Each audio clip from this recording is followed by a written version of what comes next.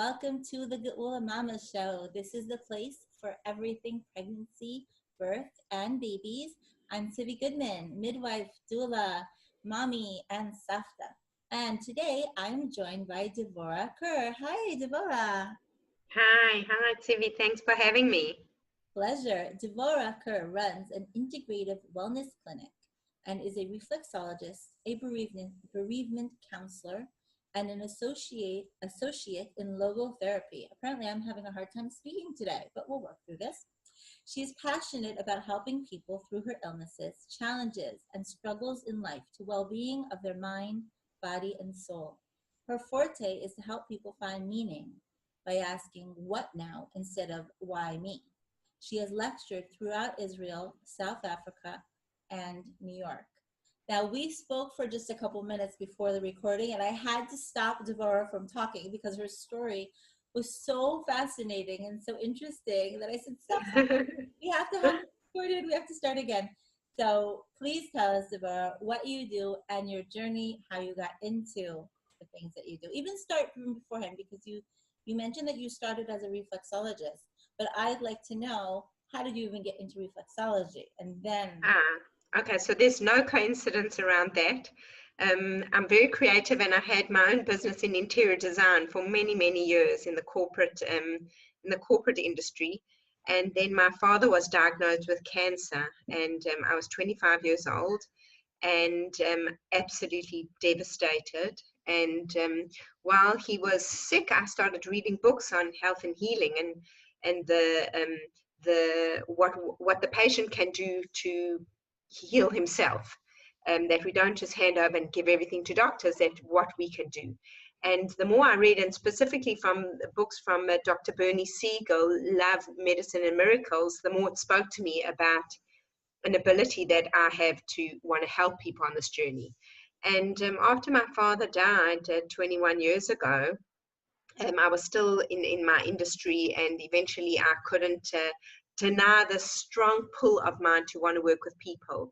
And so I actually kind of feel like it was his illness brought this gift out in me that I wouldn't have known about had he not become ill. And through my own grief work on myself, I was able to, come to that connection. And then I went to study reflexology. And coming from a creative background, it was like all this anatomy and physiology and pharmacology, and it was all very new to me, all this kind of work. And I loved in the beginning just working with people and helping them feel good in their bodies. But as I was saying to Sebi, what became very difficult for me was the why me questions. When infertility patients would come to me, and yes, we can work on your hormone levels, and we can work on your blood supply to your uterus, and we can work to get everything to the levels that they need to be at. But when these ladies were crying and saying to me, why can't I have a baby? I couldn't answer them, and I couldn't help them with their struggle and their difficulty around those questions. Or why, if there was, God forbid, problems with a pregnancy, or after a pregnancy or failed pregnancy, how to hold their hands through those situations. Or cancer patients who would ask me, why do I have to be sick?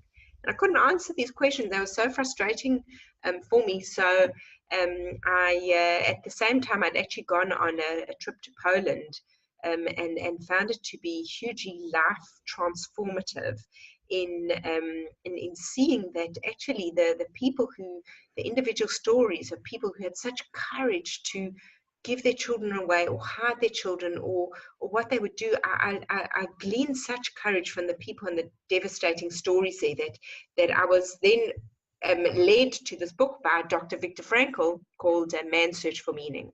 He was highly recommended, highly recommended book. He was a doctor in Austria. He was a top doctor, highly respected by the community, and he was Jewish, and he thought he'd be protected because of his status in the hospital and his work, contribution, but he wasn't. And he was a neurologist and a psychiatrist. And his main study was on human behavior in times of crisis. What do people do when they are having crisis in their life, and how do they overcome it? And he had his like unpublished manuscript, which he had sewn into the lining of his coat, that he took in with him to the camps. And when he got there, he begged the guard to let him keep it. He said, these papers mean nothing to you, but really they're my life's work. And the guard said, they'll be here when you come out. And they weren't. And that day, like those first 24 hours, was a huge decision for him of what to do in terms of attitude and how to move forward in this very tragic and difficult and crazy situation, horrendous nightmare that he found himself in.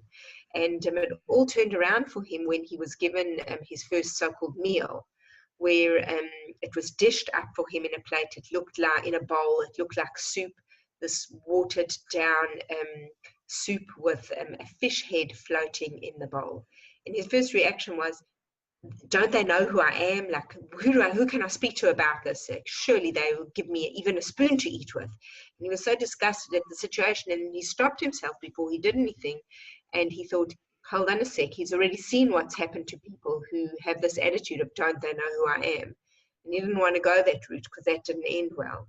And then he decided to take a different approach by looking at this bowl of food as something nutritious. There's protein, there's liquid, there's bits of vegetable, and this is something that could feed not only his body but also his soul. And that was the way he entered into the camps. And then what he found is that before him lay a human experiment of which he was part of that would never ever be repeated in history again. Everybody was the same. Nobody had furniture, nobody had money, nobody had clothes, nobody had hair, nobody had names, nobody had belongings, nobody had food, and everybody was exactly the same. So how come some were doing better than others?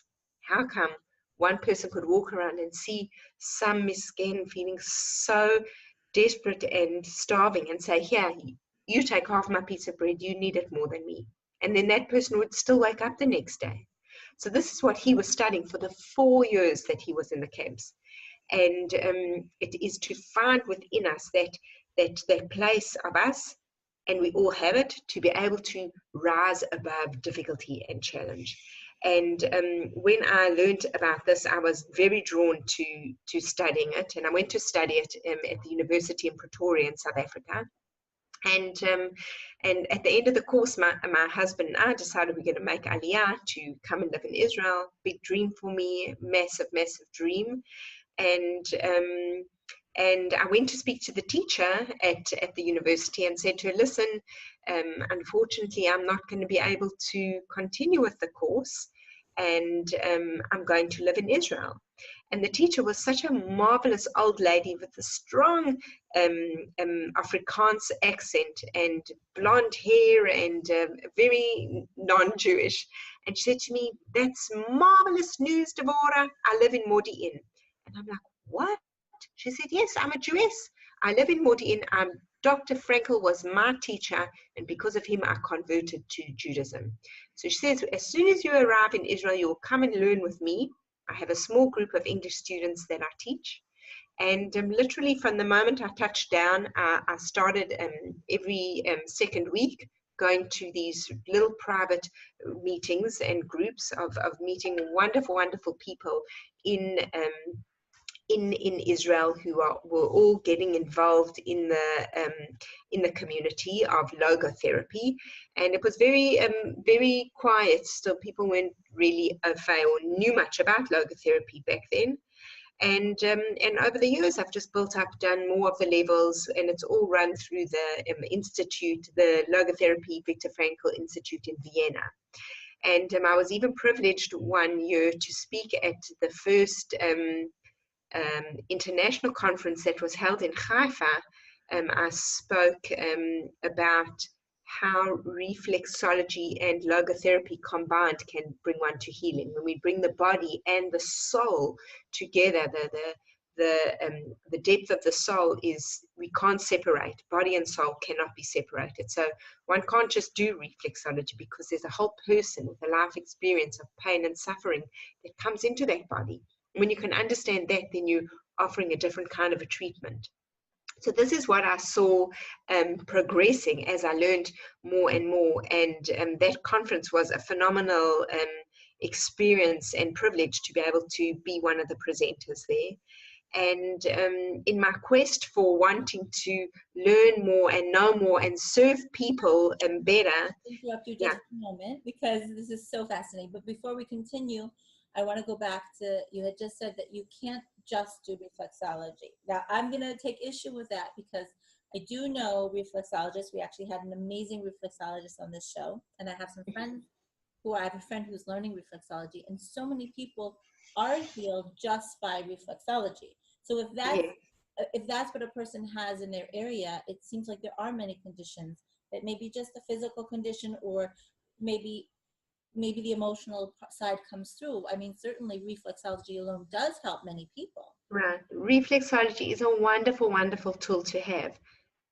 For me, and I do use it often. I have diabetics who come to me. I have people with neck ache and people with superficial things. It's wonderful. It's really, really wonderful. And even I work with cancer patients and infertility patients. I use reflexology.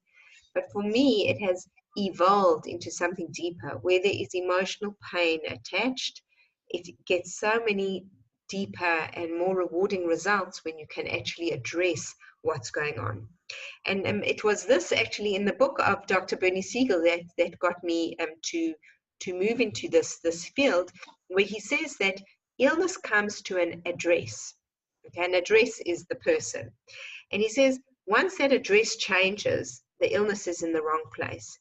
So what he's encouraging his cancer patients to do is actually look at your life. See in your life what needs to change. And when you make those changes, then the illness might be in the wrong place. So this is how I love to work with people on a deeper level of seeing what it is. So this doctor is not reflexology and not logotherapy? No, he was actually an oncologist. He's not. So, okay. So you started off with reflexology. Yeah. You deepened that with logotherapy. And now are we on the third level of this? With this Dr. Okay. Bernie, what did you say, Bernie? Dr. Bernie Siegel. He's the one who initially inspired me when my father was sick to look at what can one do to be an active participant in their own healing. And I never, in their own healing journeys, I never ever discourage people to go to doctors. It's not like, oh, come to me and you won't need a doctor. Of course we need doctors. I use doctors myself. But I always empower people to be an integral part of their healing journey, that they have a say in, and they have work that they can do it. So it's not just about let me have my infertility treatments and let me get my chemotherapy, that there is a role for the patient, that he can plan his own healing journey. And it is this that I love to empower people to. I like to think of doctors as, like, if you open your cabinet, right, and you have flour and sugar and tea and coffee, you have different tools for different tasks. You have sugar and you have salt, right? They don't do the same thing. They're equally great. They're wonderful tools to have in your pantry to cook a delicious meal, right? So to know what the doctor can do for you, but to know what you can do for yourself. Absolutely. So integral. For you, right? It just gives you one more tool in your healing basket. Right. And an example on this is sometimes I work with infertility patients who actually become so desperate to have a baby that they lose all identity, that they don't identify themselves anymore as daughter or sister or friend or wife. All they feel is the lack of what's not there and what isn't present in their life. And so it's an opportunity, yes, while we're using reflexology to get your body working at the most optimum place and to be able to receive the infertility treatments that you're receiving, there's a lot to do behind the scenes on nurturing a beautiful relationship that might already be there with a husband, or your roles as sister-in-law who you can't attend the bris of your nephew because it's too painful for you, but to actually see things from a different perspective and how all of these things are part of the bigger picture. That's so beautiful. As a midwife, I've definitely seen this. I've learned about it when I was in midwifery school, that sometimes our own hormones, from that desperation to become pregnant, are affecting the chemical balance in our body just on a physiological level and preventing the pregnancy, just because, as you said, the intent, it's so intense, we're so stressed out over it. I have a relative who was going through fertility treatments many years ago. So before we had the treatments we had today, I'm not sure what fertility treatments were. I mean, her son is 35 or something like that, right? So so I skipped to the end. She has a son, but she was told that she was infertile, or her husband was infertile, or both of them. I don't know. Anyways, the doctor had said to her, "There's no treatment. Nothing's going to help. I want you to stop looking and just go on vacation, get a life, and plan what are you going to do with your life, because you will never have children." And she came back 1 month later pregnant. Wow. And she said to the doctor, "You were wrong." He said, "It wasn't wrong. I'll show you the data. You're not supposed to be able to get pregnant, but I was hoping that if we could just get you calm enough, that 0 point whatever chance would work." Right. And she has a beautiful son, grandchildren. She wasn't able to have any more children, I guess, after she knew the secret. I don't know. But yeah, a lot to that. And the truth is, like, everything that does come into our lives is here to give us some kind of message or learning. And even the difficulties that we have experienced previously in our past have just equipped us to how to deal with what we are going through today. So I help people also to tap into the skills and the abilities that they already have. Everyone has gotten over difficulty and struggle in the past. And once we can tap into those places, then we're better equipped to deal with what we're going through today. Absolutely. So in your journey, reflexology, logotherapy, did you stop there? Have you added? No, and I'm never going to stop. There's so much out there that one can learn. I then did, there's an organization here in Israel called Nechama, and it is for bereavement counseling for any type of loss. It could be loss of work, divorce, aliyah, death. It includes everything. And I did a 2.5-year course with that, which was very meaningful. And now I see people privately for that, and I also work as a volunteer for this organization, seeing people after bereavement, so for grief or trauma. Into the show notes. Nechama, you said it's called? Nechama, yes. They have a website, people can look them up, and it offers bereavement counseling at very cheap rates for people who need it. I didn't know that existed. Wow. Yeah, it's a beautiful organization of well-trained, very well-trained people who come in very lovingly to hold your hand through your challenge, your difficulty. Wow. All right. Yeah. So reflexology, logotherapy, bereavement counseling. Okay. Okay. So the last thing, which I'm still busy with, because I'm just want to advance more and more in this, is I've been studying with a doctor, psychiatrist in New York, who uses mental imagery for healing. And this has turned out to be the most exquisite tool of actually going into the body and using the imagination to effect healing. So it can be used on a physical level with, say, if we're in the fertility discussion, say someone has cysts on the ovaries, or the lining in the uterus doesn't reach a certain thickness that is needed for conception, or the fallopian tubes could be blocked. We go in through imagery and we actually allow the person to make the changes in the body that they need. And it is magnificent in how it works, and it's very empowering for the patient to be able to do their own work. And it's not only used with physical things, it's also used with cancer patients, used with immunity problems, to be able to go in there and boost a system. It could be used with toothache, neck ache. It could be used with any types of physical ailments, as well as emotional disturbances and problems like panic attacks and anxiety, that type of thing as well. We actually take the person into the experience, what they're feeling, and then we turn it around. At the moment, I'm working with a woman whose father has ALS, and it's devastating because everyone knows what the result will be, and the relationship hasn't always been beautiful. So we've actually gone into her memories and into her experiences to be able to resolve them. And sometimes the way we do this is we actually change what the outcome was. So let's say, for instance, there was a car accident which ruined something. What we would do is we'd actually go and change the event that the car accident didn't happen. What then happens is a new memory is created in the brain, which gets stored in a box. And while you do know that the event did really happen, the negative charge has been taken out of the event, which allows the body to move into a place of healing.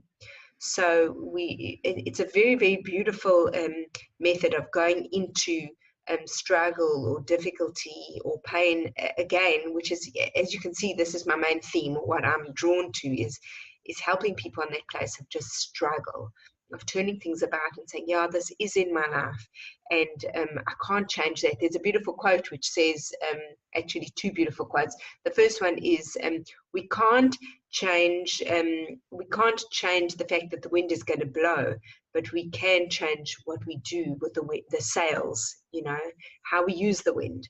And I think that is a huge almost responsibility that a person can take ownership of.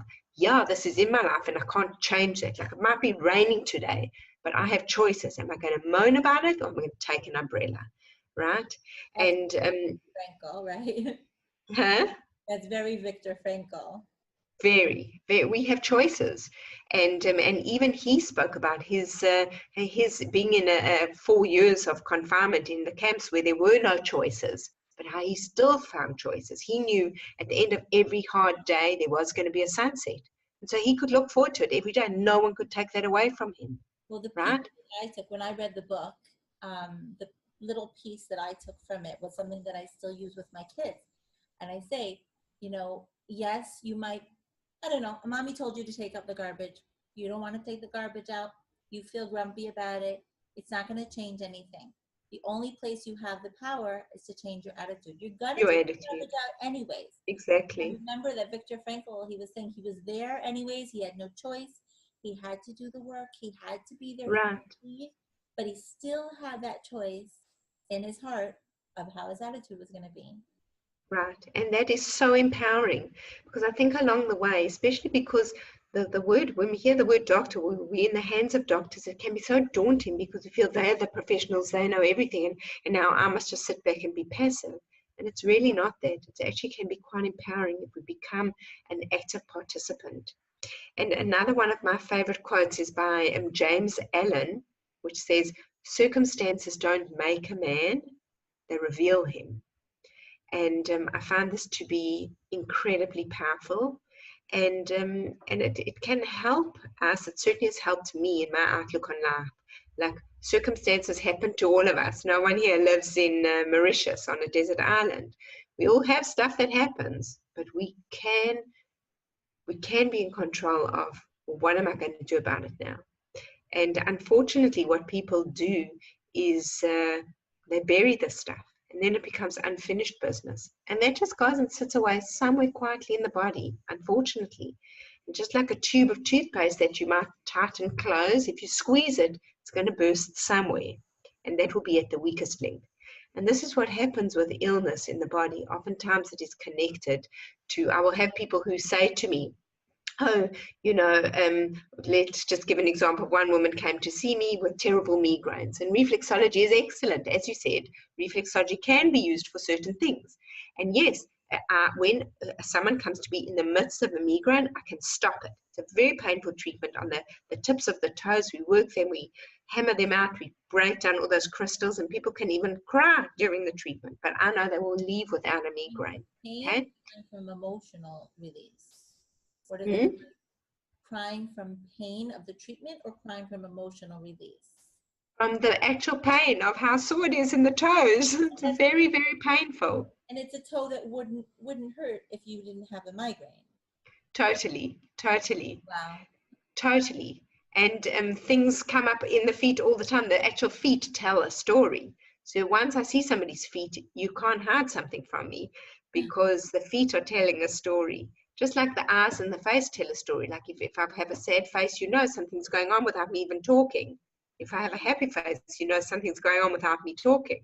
This is really interesting. I did have as I said on the other show, I had 2 reflexology treatments in my little history here with reflexology. But the first one was very powerful. And the reason I never went into the reason it was so powerful was because as she was rubbing my feet and doing this treatment, which was not painful at all, it was very pleasant, she told me my entire life story and what was going on and what I could do to change it. And it was like standing before a Navi or something. How did she? Right. So it is sometimes like that, because I can, through reflexology, just on the physical level, I can feel if someone has a bladder infection before they have symptoms, right? I can feel when a headache is coming on. I can see when dehydration is going to hit. And that is the very strong power of reflexology. But how I've chosen to take it is a deeper level, and this story will illustrate it. So this woman came to me, and she came and she had a migraine, and she came the following day. It was on a Sunday, you know, in Chutz La'aretz where Sundays are Sundays. So she had a migraine on a Sunday, and she called me Monday morning and said, please, I have to come. I had a terrible migraine yesterday. So she came Monday morning, and we just got rid of any residual what was left. And then the following Monday, she called again. So I said to her, I started seeing a pattern, and I said to her, you know, what does it feel like when you have this migraine? Describe the symptoms to me. So she said, it feels like something is around her head that is squeezing her so tight, like a hammer is also knocking on her head. And I said, well, what do you have to do when you've got the migraine? She says, nothing helps. I climb into bed, I close all the windows, the lights are off, and I put an ice pack on my head and take some medication, and eventually that helps me. So I said, look, it's really interesting. So what happened yesterday that you got the migraine? I'm noticing that it's happening on Sundays. What goes on a Sunday? She says, well, that's easy to tell. My beaut of a mother-in-law comes to visit, who takes over my house and makes me feel so small. So I said, that's interesting. So how's the migraine helping you? She said, well, at least I don't have to see her because I've got an excuse to be in my bedroom. So it was like, ta-da, right? Do you want to work on this relationship with your mother-in-law? So I said, well, what's your relationship like? And she said, it's like she comes in and squeezes the life out of me. The same words she was using to describe the migraine, she was using to describe the mother-in-law. Oh, yeah. So then I could move to a different level of let's see, do you want to have these migraines, or do you want to deal with the relationship? And as she started to deal with the relationship, and this is really the ideal person who I like to work with, someone who says, okay, I'm noticing something here. I'm prepared to do it. It's going to be hard, because it's a lot easier to go and just have surgery than to actually deal with a difficult relationship, right? Just give me the medication and don't tell me to look at this mother-in-law. It's a lot easier to do that, but it's a lot harder to say, let me look at this relationship. Why is it in my life? Is there a message for me? What's it come to teach me? How can I be more X, Y, or Z? And when she started delving into the relationship, and the relationship started to heal, that's when the migraine stopped, because her address changed. Like I said in the beginning, when your address, illness comes, or a symptom or ailment or disease comes to an address, and when the address can change, so then the illness is in the wrong place, it can leave.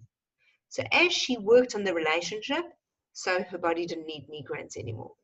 And this, I found, I have hundreds of stories like this of people that I've worked with. And for me, it's such a huge privilege to be on this journey with people. And I love it when people come to me and say to me, I've been to doctors, 3 or 4 different ones, no one can find out what's wrong with me. And so now I'm here for reflexology. Like oftentimes people, like the last thing they'll try is reflexology.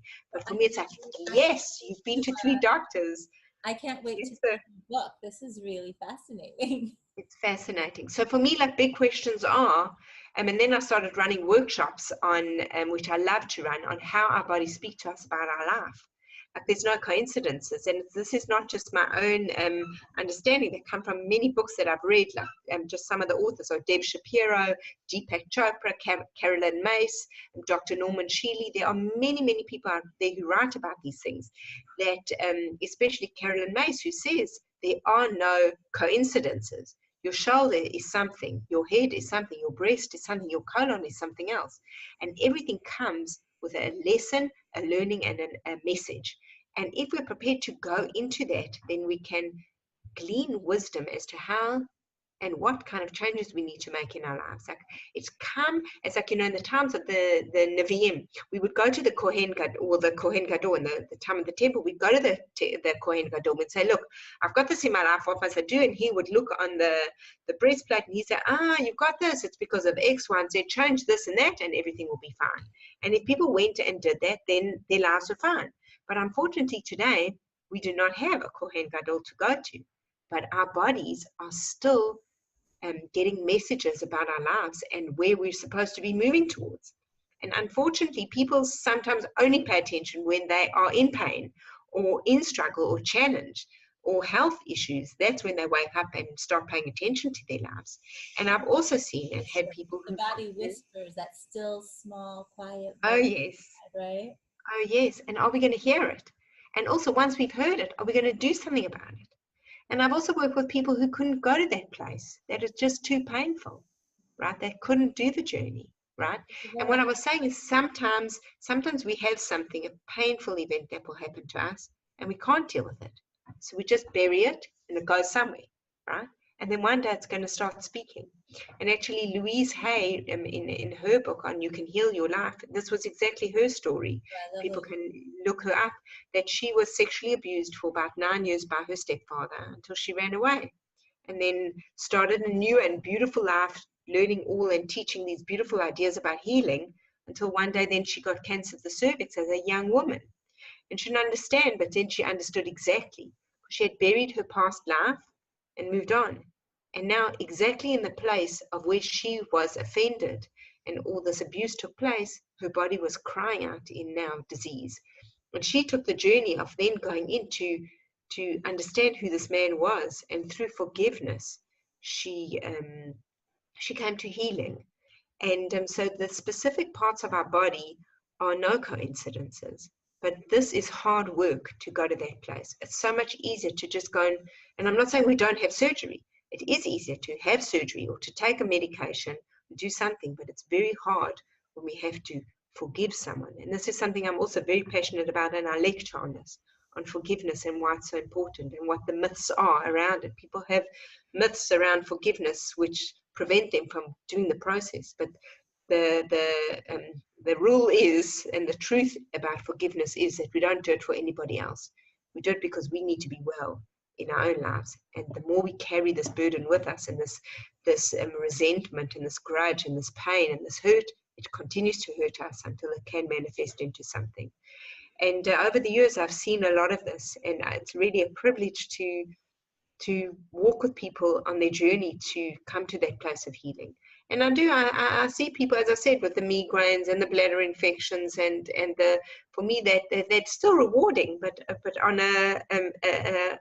this is on a much deeper level of, can we really go to the source of your pain, and I'll help you through it, and let's see what's on the other side. I want to walk backwards. I have 3 questions. So we're going to with these.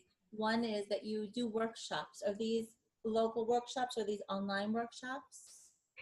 So hopefully soon they're going to be online, because I'm working with a coach to start making them available online. They're fascinating on how much we can learn about what our bodies are saying. And they're truly phenomenal. So I love to teach these workshops, and they're going to be online soon, but people can access them.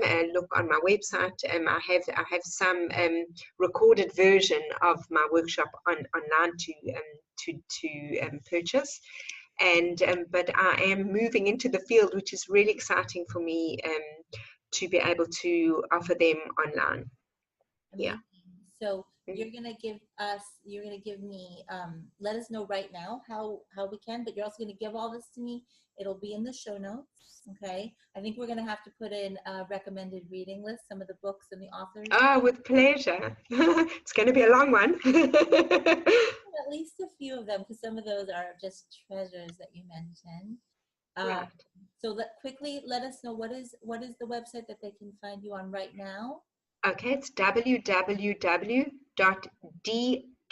my initials, Devorah Kur, wellness, wellness.co.il. Okay, awesome. Now we're going to go back a little further. I think I thought of another question. So you had mentioned that you worked on healing the relationship with this woman's mother-in-law. Now, Yes, from what I think you're saying is that the woman worked on healing the relationship within herself. Did she actually talk yes. to her mother-in-law? Did you do some sort of couples therapy, or was it entirely? So, no, I didn't do, I mean, I'm not a couples therapist, but what I did do and what has become very clear to me is that we cannot change other people. We all think, oh, I'll get married, I'll change my husband into exactly what I want. It doesn't work that way. We cannot change people. We can only change ourselves. And through changing ourselves, the other person is reacting to someone different. And then we get a different result. Oh, So, because to give a beautiful example of this, I can give you one. I had a woman who came to see me who had insomnia, terrible, terrible insomnia, and she was complaining that in her marriage, her husband, who was 15 years her senior, was always treated her like a baby. And she was a professional woman with a beautiful career, and he always treated her like a baby. So she said, if he would just stop treating me like a baby, everything would be different. But as we know, we can't change other people. So I worked with her around what can she change within herself. And for her, it was every time we have a fight, I'll end up crying and he treats me like a baby. And then she said, the next time there's a fight, I will not cry. I'll bring my businesswoman self to that argument and I will not cry. And she didn't. And what happened was he was then dealing with a different person. So as he was dealing with a different person, he didn't treat her like a baby. So in essence, we can change people by changing ourselves. But the so work is always on ourselves first. so the mother-in-law who would visit on Sundays, she didn't actually change anything in her behavior, but No, the address, as you said, the woman herself changed, and suddenly, as a domino effect, the mother exactly. changed because Yeah. dealing with a different person. You're The saying. mother-in-law was dealing with a different person. And so that which she had worked on herself, the things that triggered her, the understanding, and as Louise Hay actually says, she went into the history of who this abusive man was. What kind of miskin background did he come from? And as she found out more about him, she just came to that place of Rahmanut, of understanding that his own background was so tragic and so terrible. He just didn't have the skills or the tools. And so she was able to forgive him. And what she did was superhuman because, I mean, she suffered sexual abuse by him for 9 years. And what she found, she never even contacted him. She did all this work on her own. But as she came to forgive him, and as she came to view him in a different light, so her body healed, right? And she became a different person because what she was before that was someone who had buried all the pain, the anger, the resentment. How could he? I was just a little girl. And all these things are valid. But when you sit with that pain is going to change into something. And for this woman, the only way she could had a real excuse to get away from this horrible mother-in-law was if she really had a migraine.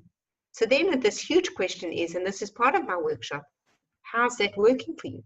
Is that payoff worth it?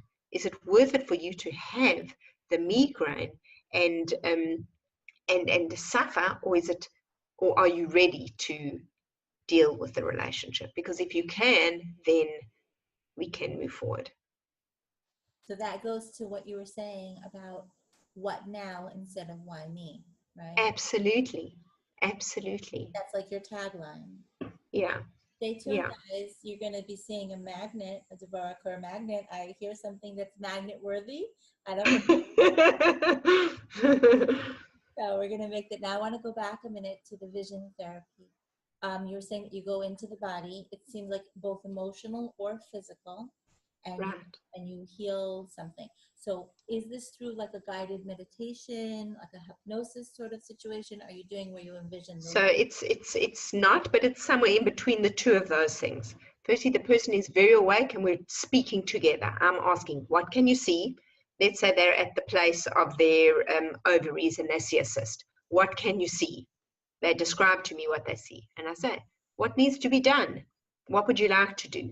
And let's say they say, I want to take a chisel and cut out or knock off the cyst that is here. So I say, okay, go ahead. This is your imagination and you've got whatever you need. Go ahead and do it. And then they do it. And then we bring, they're speaking to me. Yes, they're speaking. It's not, they're very much sitting upright in a chair. It's not lying down, and we do a certain kind of breathing beforehand, which slows down the thinking mind and awakens the imagination. So you know that even in your imagination, you know that you could jump from cloud to cloud if that's what you wanted to do, right? There's nothing is impossible in an imagination. So the same with the body. We go inside and they see something which is an obstacle, we go and we fix it up. And then, or take it out or remove it. And it could be that even I'm working with a young girl who's having loads of anger issues, right? So we go to the place of anger and we see she has a pipe in her that explodes like a volcano. What would you like to do to this boiling lava that's happening inside of you? And she says, I want to take hot ice and freeze it. So I say, go ahead. And as she does that, then it helps her. And then we remove what shouldn't be there. Say with it, so this is the anger, which is more emotional, and with the, say someone has found something, a cyst or a a tumor or something that shouldn't be there, or a vertebra that's in the wrong place, or a disc that shouldn't be there or should be more pushed in. When we go inside our bodies, we have the ability to do absolutely anything. We can bring healing water, and we can bring creams, we can bring magic wands, we can bring fire extinguishers, we can do absolutely anything to make healing happen. And the truth is, how our brains work is that we have a place stored for real events that happened, but you also can remember a dream that happened, and they're both stored as a memory in your brain somewhere. So the brain doesn't differentiate between something that actually happened, something that we've dreamed, if that's a memory, or a new memory that we create through imagery. The brain just stores everything. So one patient that I had who came to see me, she had a traumatic event where she thought she had a bladder infection. And throughout the day, she was getting more and more pain, terrible, terrible pain. And she went, actually, her next door neighbor was a gynecologist, and she spoke to the neighbor, who said to her, you know what, just take this medication and hopefully it will clear up the bladder infection.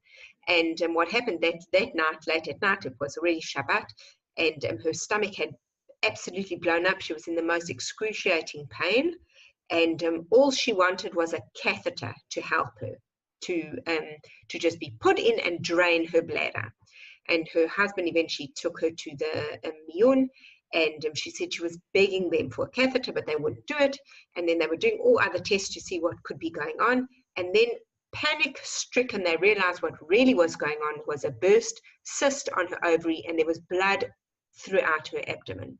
And then from what she thought was just a bladder infection, now became a life and death situation where she had to tell the doctors, give them permission if they have to do hysterectomy or whatever, do whatever they have to do to save her life. And now she was kissing her husband goodbye and being rushed into surgery.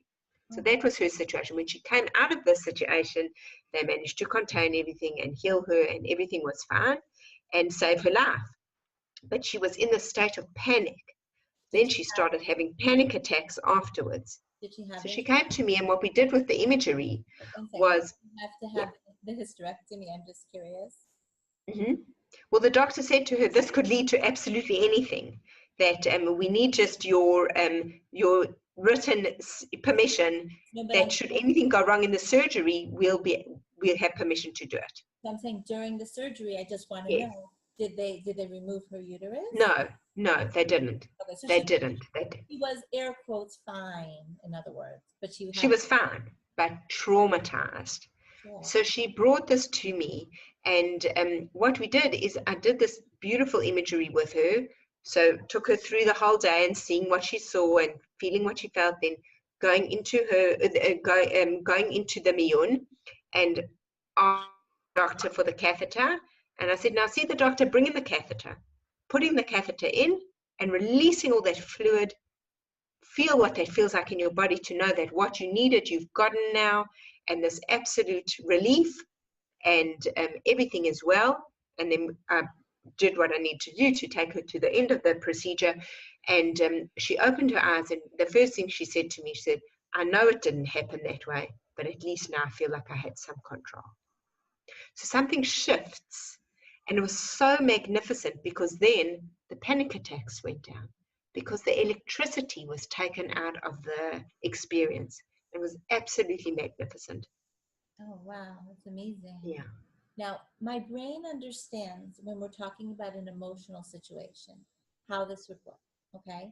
And I know that it works with physical situations, because thank God I have had some experience. I've read some of the more similar books to what you mentioned. I know this works, but I don't understand, and I don't know if there's a way that we can understand in Olam Hazeh, how does this work physically? If you're saying a person had a growth and they envisioned, chiseling away at the growth, and the growth heals, do you have any explanation of why that works?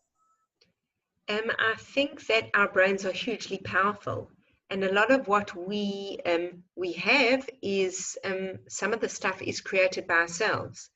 And Carolyn Mace, when she speaks in her books, she says that it can be born out of an emotional, a physical, or a spiritual mishap that took place in our lives that we buried, and now it has turned into a something, right?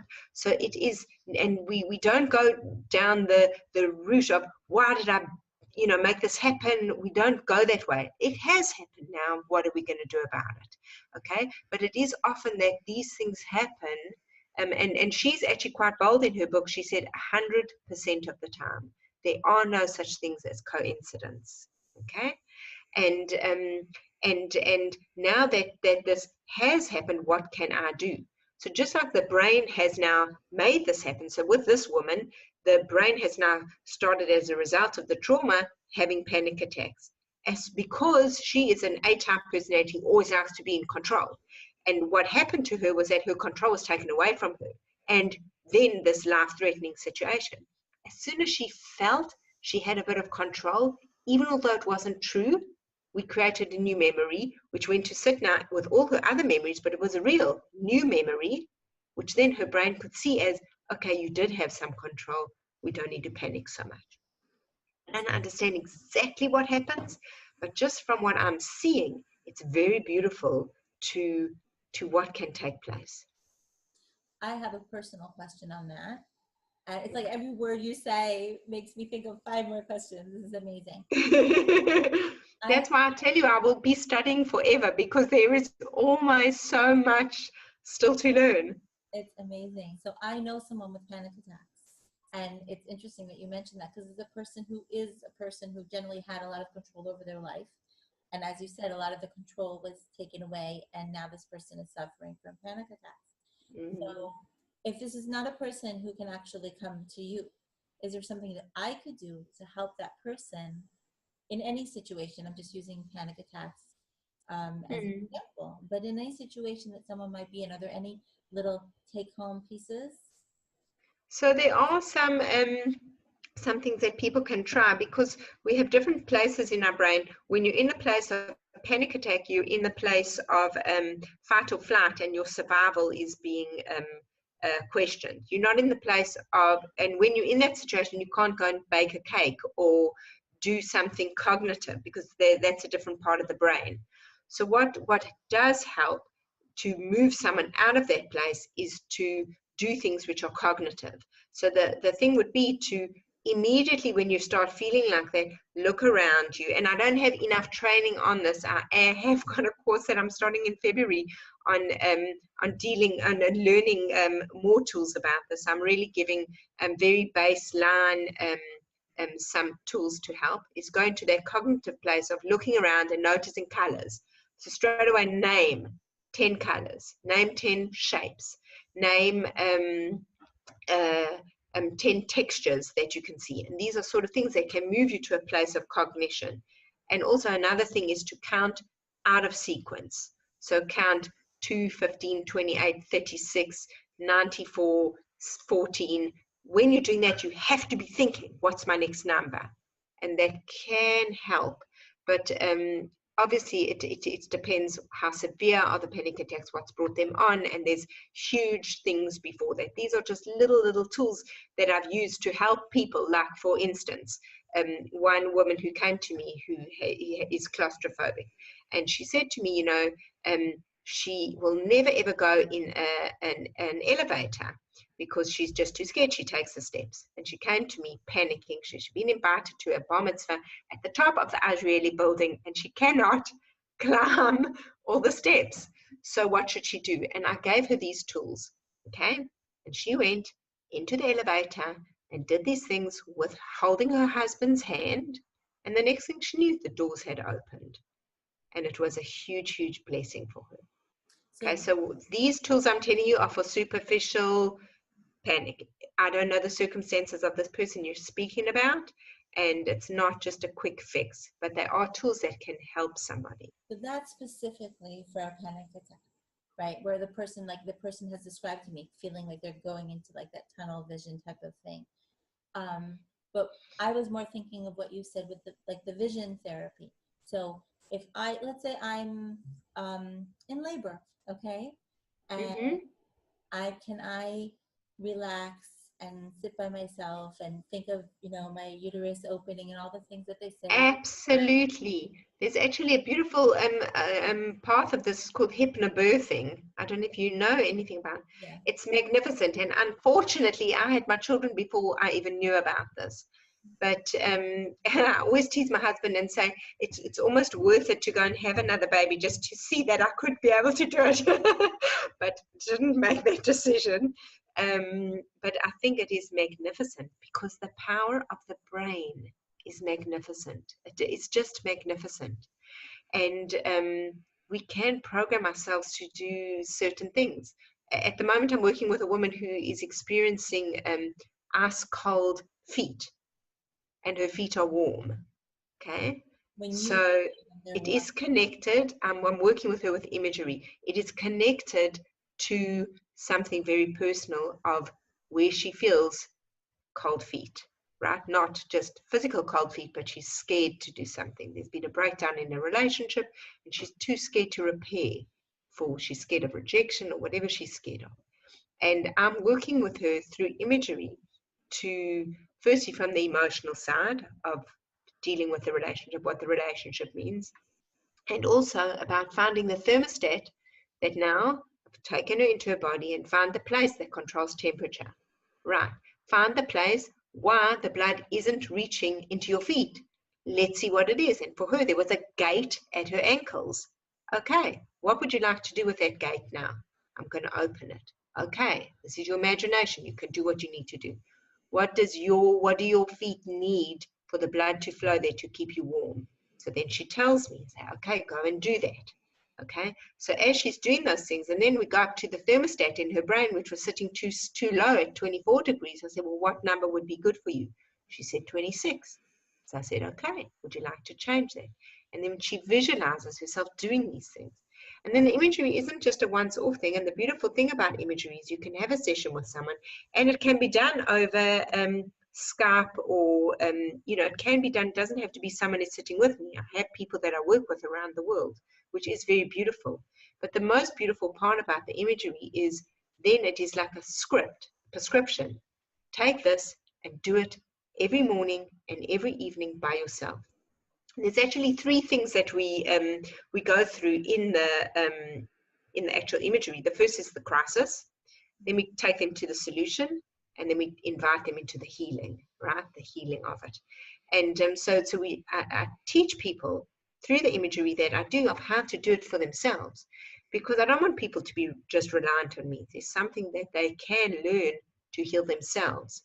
And that in this way, we're making them active participants in their journey. Can you give us a brief walkthrough through those 3 steps?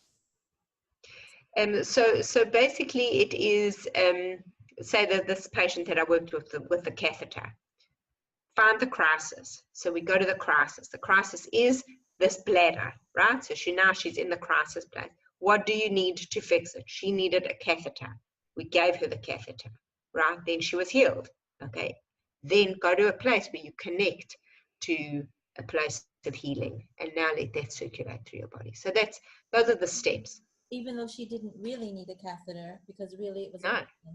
but she thought she needed a catheter, and that was enough to help her. Yeah, and I could have gone a different route with her. I could have gone the route with her that she knew there was a cyst, and then she was involved with the doctors, and what did she need to feel more involved? But what she was really desperate for was that catheter, and then it was like, oh, I don't even know myself now. What do I know? What is certain for me? So I chose to go that route. There's not just one way to go. There are different ways and different things one could use to help get the person to that place. So going back to the physical versus emotional piece of it, it sounds like you're saying that maybe that cells that maybe choose to be cancer cells or cyst or whatever it is, maybe they're not choosing it randomly as we've come to think of, oh, it's physical, there's nothing to do about it. But you're saying maybe the body, the brain, something is sending that cell and saying, go build cancer on, you know, the cervix, because this somehow protects, this is good for us, this offers protection in some way, like let's go do a migraine so that we can get away from the evil mother-in-law. So you're saying that if you change the emotions. Yeah, it's a protection. That's just one tool of how the body protects us. Yeah. Yeah. Another question. Yeah. Again, I know this stuff works. I understand that it works. Some of the people that you've spoken about, like for example, Deepak Chopra, right? You mentioned him. So I had at least one of his books. A friend had lent it, and she said, I want you to throw the book away because I've realized that it's just not kadosh. It's not the Torah way. And I didn't throw it away. I just put it away. Because I saw a lot of the things that he was saying, that all of these different people are saying in the world, really matches in, maybe not every word, but there's so much that matches into Torah. It matches into our Masorah, like you mentioned with the Kohen Gadol and the Nevi'im. It feels like there are things that we've lost, that as we're trying to move towards the time of Geula, maybe Hashem is sending it back to us through these different channels. So since you're mentioning all these different things, is that correct? Or do you have, I'm sure maybe you've even thought about this more deeply. How do you reconcile the quote unquote goyish aspect of some of these things with your Torah lifestyle? So initially I came to all of this understanding from the non-Jewish works out there. But there is so much, Rabbi Yitzchak Ginsburg and The Wings of the Soul. There are so many books out there that are in our own tradition that are speaking these exact same things.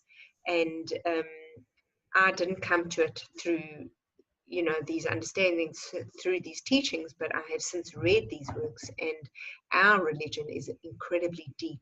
The Sfirot and all sorts of things that we can connect to for our own healing.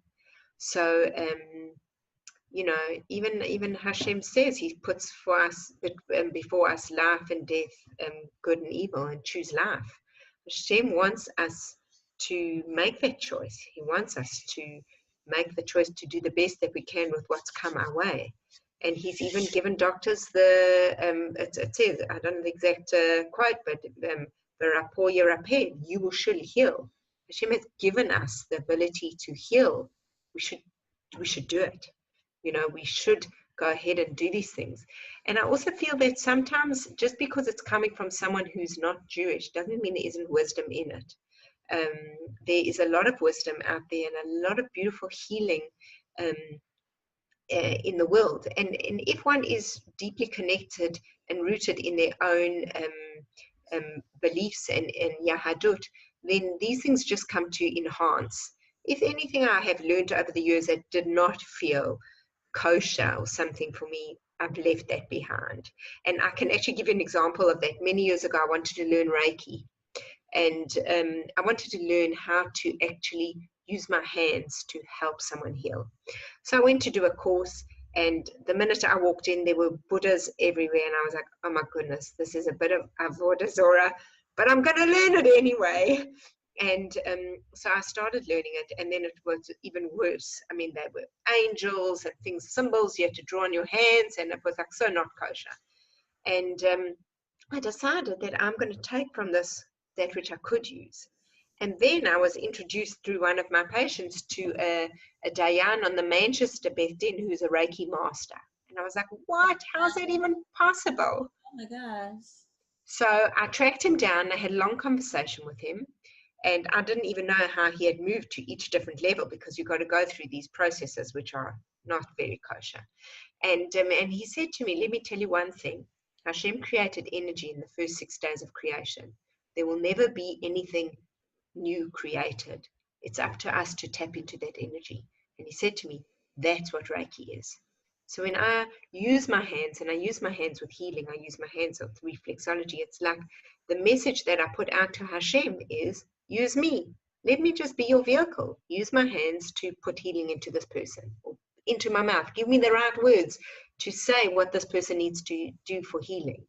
But on the other hand, I do feel there's a lot of wisdom in the world that we can use for healing as well. It's not just in the Jewish tradition, and actually it's quite hidden in the Jewish tradition. It's not like, what we traditionally know, but there is a lot in Kabbalah and healing, and the book, the Tomer Devorah, and there's a lot of books that go into what are each body part, what are they about, what are we meant to learn from these things.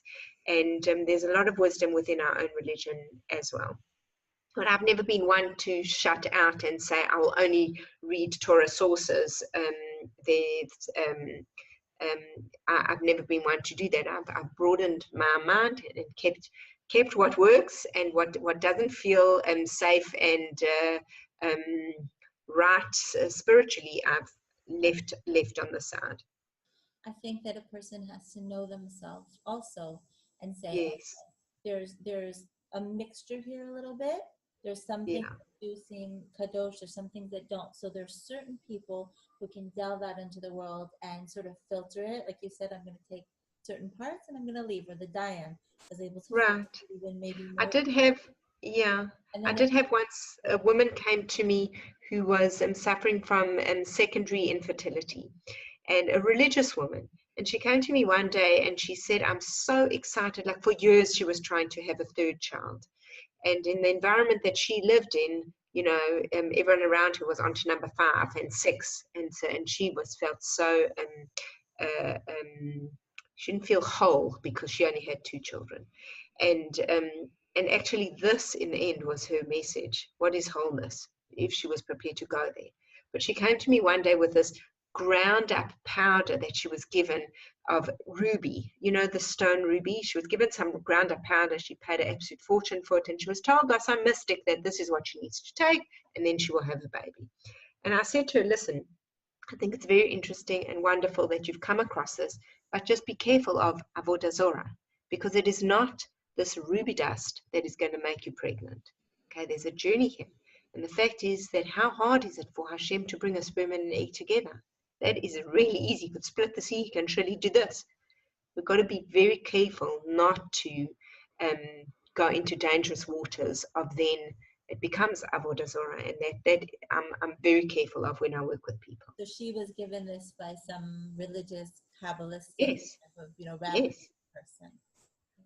I feel like there is so much healing. You were saying, even in Torah, as you're speaking, I just thought of tzaras, right? Tzarat was a physical ailment for speaking. Yes. We don't get that today. We don't get zapped when we do something wrong.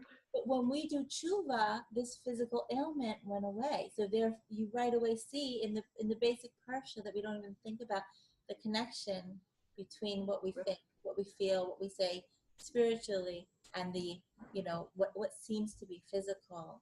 Yeah. And actually doing teshuvah, the actual word teshuvah is return, but what are we returning to? We're returning to that which is whole, that which is the essence of who we really are. And when you can come back to that place, then all the stuff that we've been dealing with can fall apart and fall aside, and we can let go of it, and we've returned back to the essence of what we were created to do and be and become in this lifetime. This is absolutely amazing. I wish we could Yeah. talk all day.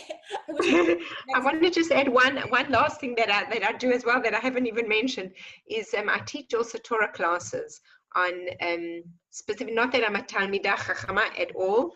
I've had no yeshiva training, but for me it is all about meaning and connection. So I teach classes on Parsha, on how's the Parsha pertaining to what meaning can I glean from the Parsha in my own life, like the months of the year, each different theme, and what are we meant to learn from that. So it's like a life lesson journey through Parsha, and through the months of the year, like each month has a different theme, and how is that relevant to my life, and how can I build on myself so that each year when we come to the same Chag again, we're hopefully not the same person as we were the last time we experienced it. So that is also something else that I'm passionate about teaching. Oh my goodness, this is so cool. You are a very cool person. So are these Parsha classes, or these Torah classes, again, a physical class? Are they an online class? I teach at Matan in Ra'anana, and yeah, I do have a lot of them recorded. Hopefully, like as I said, I'm moving forward with a coach, then I'm going to have these things available for download. Some of them are already on my website for download, like each month, and the different lectures on what we can do. But there, watch a space, and I'm going to be adding more stuff soon. Well, by the time this airs, hopefully maybe that'll give you some incentives to get even more out there. I'll let you know when I figure out exactly when the air date will be. But is that going to be the same address that you gave us? Was that? Yeah, it will be in the same place. Okay, great. So all those will be in the show notes. Let's just go over. People can see you physically in Ra'anana, you said? Yes, and I also do see people in Jerusalem once a week. Okay, so if you're living or visiting Ra'anana or Yerushalayim, you can look up Devorah. Go over your contact information, please, and your website, and it will be in the show notes, but let's just go over it real quick. Okay, so the web address is www.dk, my initials Devorah Kur, wellness, wellness.co.il, and you can contact me through there. My mobile number is 054-349-5545, and you can contact me through there. And for people who can't drive or come the journey, I work with people overseas, which has really been unbelievable. I think modern technology, even like we're having this interview, we're not sitting one-on-one opposite each other, and it doesn't detract from the intimacy or the feeling of being present. That it is very beautiful that I feel that there are people who have found me through my website, and I'm working with, and it is wonderful to be able to know that Milan or California doesn't detract or prohibit someone from. Sometimes the time zone does prohibit, but we always find a way to work around it. Right, sure. So now, before we go, we're going to give stuff away because that is so fun. So first of all, Devorah, if somebody books a session with you, first of all, if anybody books a session with you, what do they get for mentioning Geula Mamas? So I'm happy to just offer 10% for anyone who will just mention that they saw this interview, and with absolute pleasure. Okay, that's amazing. And that's for reflexology, logotherapy, vision therapy, Reiki, Imagery, all of your things. Whatever they want to do, if they book a session, mention Geula Mamas, and you get 10% off, right? And not only that, were you going to be giving something away to one lucky participant? I'm happy to give one treatment away that you can choose. They can choose what it is. Just put my name out there, and if someone chooses it, with pleasure. And that's physical or online? Does it matter? Yeah, doesn't matter. So anyone can apply. So obviously, if it's online, it won't be reflexology. That I haven't worked out how to do online. So I have my little Geula Mama's magic raffle mug here. And Right. the way you are eligible to win something is just by becoming a member of the Geula Mamas Club on Facebook. All members are entered for raffles. And Devorah Binham has just won a free session. I am so jealous. I actually know her, so that's really exciting. Right, Devorah and Devorah. This is great. Oh Mm-hmm. my goodness. Yay! Okay, I'm actually seriously jealous of her. This is so cool. Okay, so now I'm giving away 2 Geula Mama's magnets. So from the Tamara May show, Tamara's a physical therapist. I believe it was show number 2. She, one of the things that she said that was really important was for Kegeling, that all women, even teenage girls, we should be Kegeling. She taught us how to do the Kegel in the correct way. It turns out I was doing it wrong. So it says, whatever you do, just Kegel. And the winner of that, oh, that's so funny. Tamara May cannot be the winner of the Tamara May magnet because I already sent her a magnet. That's her own. You're going to have to pick someone else. All right, Beth Shapiro. Woo! Okay, Beth and I are good friends. And that's actually, I think it's going to make her laugh. I think she's going to like her remembering to Kegel magnet. And here's a magnet that says, watch me bring the Geula. And that is there to remind you, it's like an affirmation that everything you are doing, everything we're doing right now is one step forward in bringing the Geula. Each day, we don't know when it's coming. The Torah is just full, and you'll confirm this from your Torah classes. The Torah is never about following the masses. It's always about one person doing one thing. Usually no one even knew they were doing it other than Hashem. And that changed all of world history. It changed all of Am Yisrael's history. So how do you know if changing your baby's diaper or shopping for milk in the grocery store, maybe that's the thing that brings the Geula, because it's everything that we're doing. So watch me bring the Geula. And that is going to Judy Sloan Cohen. Okay, Judy was my home birth midwife, so she definitely brought the Geula. And I hope she appreciates that, because she brought the Geula in my life, in so many women's lives. Well done, Judy and Beth. So now, before we go, we're almost out of time. I want to ask, I think I know what I actually also have a Facebook page. If people want to look for that, it's called DK Wellbeing, WELLBEING. So if people want to look at that and join, with pleasure. Yeah, this is amazing. I'm going to join. This is really good. So I think I know what your quote might be. But if you were standing like at the women's section at Har Sinai, and you had all the women of Am Yisrael, who would ever be born in front of you, and you could say one thing to them, what would that be? Just breathe for a moment, and the first thing that pops into your head. So I think it would be, I think I would say, don't run from challenge, embrace it. Like it's here to teach you about yourself. It's here to give you a gift. Don't run from challenge, embrace it.